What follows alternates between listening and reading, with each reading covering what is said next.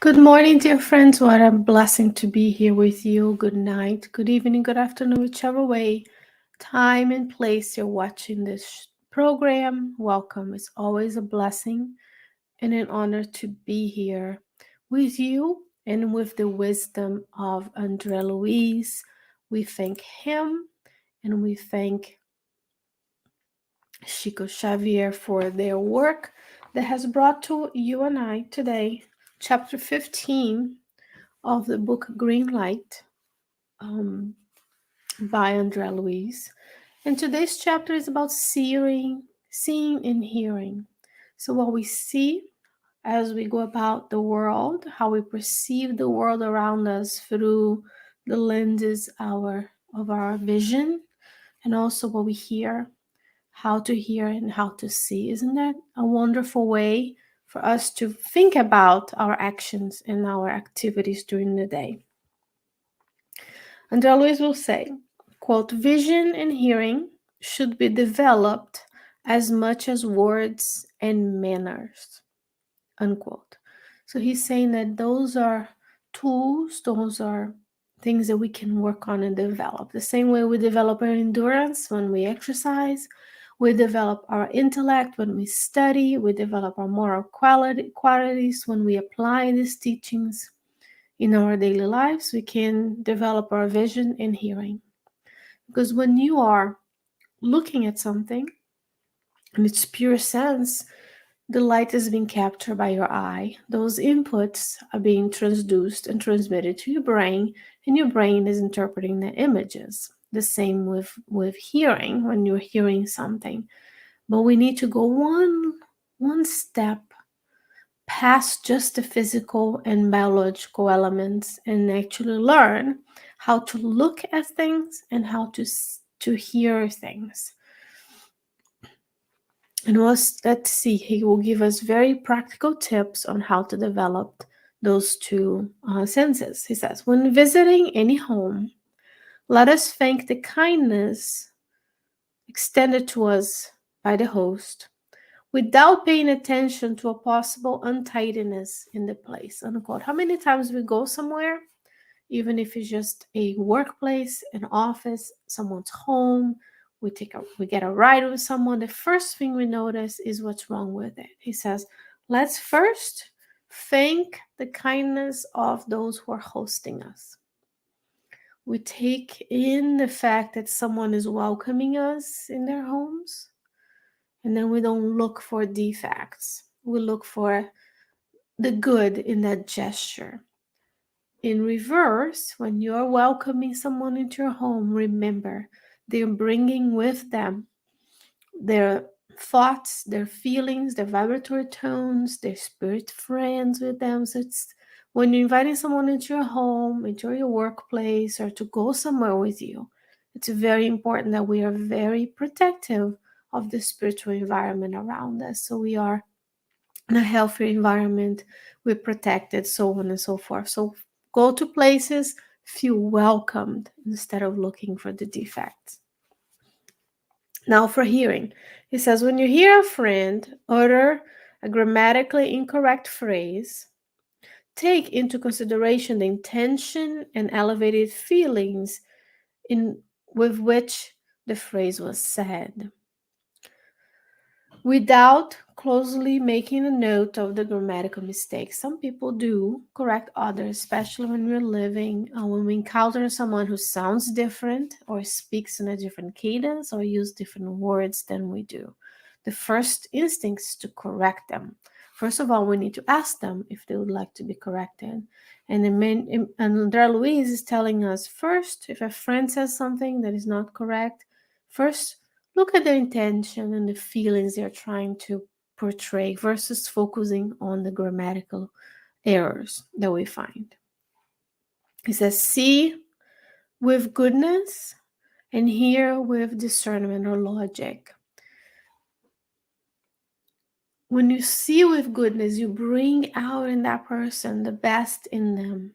That's what our mentors do with us, our spirit friends, who are our guardian angels, spirit guides. Those are good spirits, spirits to us who are guiding They see the potential in us. They're kind and loving, just as the master was. The master was always seeing the goodness in people, and he was also hearing for the best. Here with discernment, just because someone says something, you're getting one view, one side. There's multiple sides to someone's life and a person, even yourself. So when we want to be seen with goodness and heard with discernment, remember you are a multi-dimensional, you're a complex being. So we extend the same courtesy to others when we are talking to them as well. Always want to treat others as we would like to be treated. And when we see what's happening around us in the world, with the reach of the media and our phones and 24/7 cycles of news, we are exposed to a lot of negativity. And even images that are true but difficult, because we are seeing suffering of people, suffering of animals, suffering of the earth itself. So we need to see the goodness even within when things are difficult. And we want to hear what is good. We want to develop our vision, our hearing, our intellect. We want to study things. We want to know things, not just have an opinion. We want to look at someone just as Jesus looks at you right now. He sees you and I as the potential pure spirit that we are going to be one day.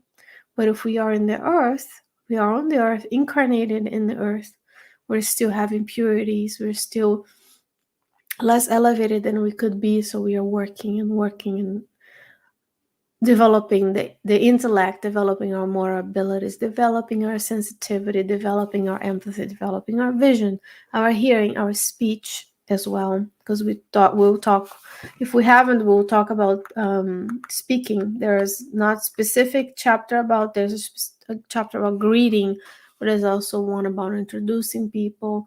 This is a really important book. It's a step-by-step, day-to-day activities where Luiz is bringing to us what we need to do. He says, let us not allow ourselves to see situations around us with malice, which could envelop our thoughts. So when we look at a portrait, an image, a video, let's look at the good, not at the malice, not at the cruelty, not at the evil. When you hear an uncomfortable joke about people and happenings, or untasteful jokes, which we do without even realizing,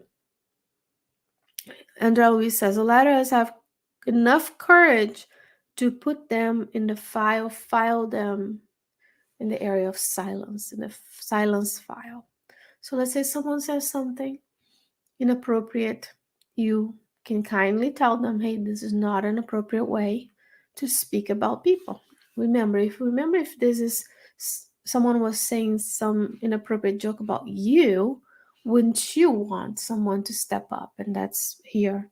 And if that joke, you're around that joke, you hear it, someone comes tell you something about someone, he says, let us have enough courage to put these comments, these jokes, into the file of silence. In the book Calmness by Emmanuel brings to us this importance of the silence, speaking, seeking the good, letting the malice, the jokes, the negative opinions die within you, so you don't pass it along to someone else. We have enough courage to just keep it, so the evil stops in we have the power to stop evil by not propagating these jokes, not repeating things that are insensitive. Remember, we are in 2022. This is when this first airs. So there's no excuse to not know that there are different people in the world. There are different experiences. There are different cultures, that we all are very complex, beautiful individuals. And things that we used to do in the past that were acceptable are no longer. So we need to grow as the planet progresses and we morally evolve. We need to grow and adapt to the new times. This is very important. Why we want to put those comments in the file of silence. Hear this by Luiz. He says, quote, any bad or negative thing or impression that we say to a friend as a secret is the same as if we were giving poison through their ears, unquote. So when we utter a word that is negative towards ourselves, the people who are listening or others, we are poisoning the ears of people. Look at the importance of our words in our daily lives. When we focus on the negative, when we bring up the negative, when we gossip about people, when we say something with malice about others, we are poisoning people's ears. If we paid attention to this more, we would speak much less. We would hear much more, and we would pray into, because you don't need to utter a word. You can say internally, you can receive someone talking to someone. You don't need to commiserate with them. You don't need to connect with them by saying some bad thing about the person or the circumstance. You can silently pray. You can pray for your mentor to help you. You can pray for their mentors to help them. You can pray for Jesus to envelop you in his love, which he does anyways, but you can feel that. There's so many things we can do instead of just saying something for the sake of fear of silence, because we don't like silence. I just proved to you that a few seconds of silence can be uncomfortable. So we need to practice listening and being comfortable in silence.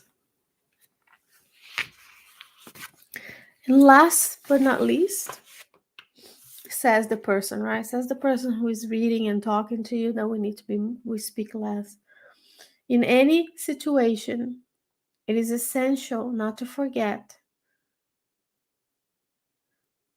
that we can see and we can hear, or we can listen in order to understand and help. So let's develop this ability of seeing the good, hearing with discernment, allowing the malice to die and be archived in the file of silence, the archives of silence. Let's not propagate. When we see a situation or a person, even ourselves, when we look at ourselves in the mirror, when the first thing you see is your flaws, the first thing you say is a negative comment about yourself, then you're poisoning your own ears. So let's work this in the discernment with which we hear what's around us, the thankfulness we have when someone receives us, the ability of connecting with the mentors so they can help us develop our vision and our hearing, as well as all of the other senses that we can in this lifetime. Dear friends, what a blessing to be with you this morning. And I hope that between now and the next time we see one another, God willing, I'll be back with you next week with another chapter of the book Green Light. In the meantime, please leave your comments, leave your questions, share, like, subscribe, do all of those things, because we want to be courageous to spread the good around us. God willing, I'll see you again. Have a blessed week. Stay well. Stay safe.